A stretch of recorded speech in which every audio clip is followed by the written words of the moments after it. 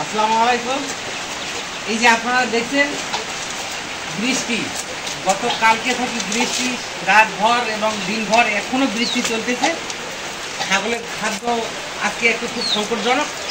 তো একটা খোলা বাগান ছিল, ওইখান থেকে আমি কিন্তু এই দেখেন ভিজা কাপড়, ভিজা গায়ে আমি মাথায় প্লাস্টিক বেঁধেছি। আমি ছাগলের জন্য খোলার কথা নিয়ে আসলাম। এখন দেখতেছি পানি খুবই বৃষ্টি পড়তেছে, বাইরে তো কোনো বেড়াই যাচ্ছে না। আমি এই যে ঘরের বারান্দায় খোলার পাতা বেঁধে দিলাম। এই যে আপনারা দেখতে পাচ্ছেন, এই যে খোলার পাতাগুলো খাচ্ছে। হ্যাঁ, ছাগল কিন্তু পানি খুব ভয় করে, গায়ে পানি পড়লে কিন্তু তারা কিন্তু খুব ভয় করে। এই জন্য আমি ঘরের বারান্দায় আমি কিন্তু এই যে খোলার পাতা বেঁধে দিলাম। এই খোলার পাতা খাচ্ছে।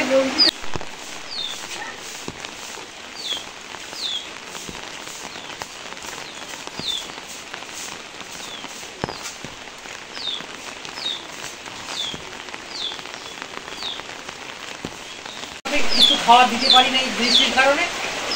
তো এখন সময় মনে হয় 12টা পার হয়ে গেছে। তো ছাগলের কিন্তু খুব ক্ষুধা লাগছে, কিন্তু এই ভিজা পাতায় কিন্তু খাচ্ছে এরা।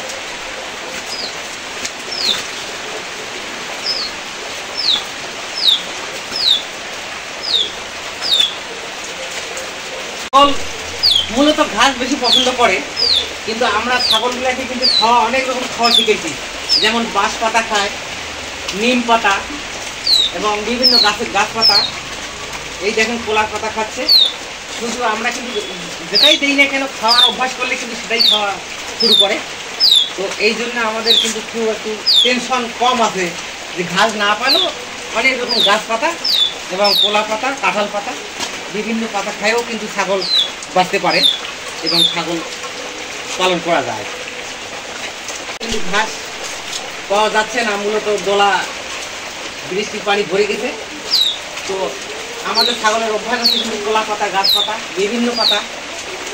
আমি এই ভিজি মুড়ি বৃষ্টি বাদলের মধ্যেও আমি এই যে কলা পাতা দিলাম, এগুলো ভালো খাচ্ছে।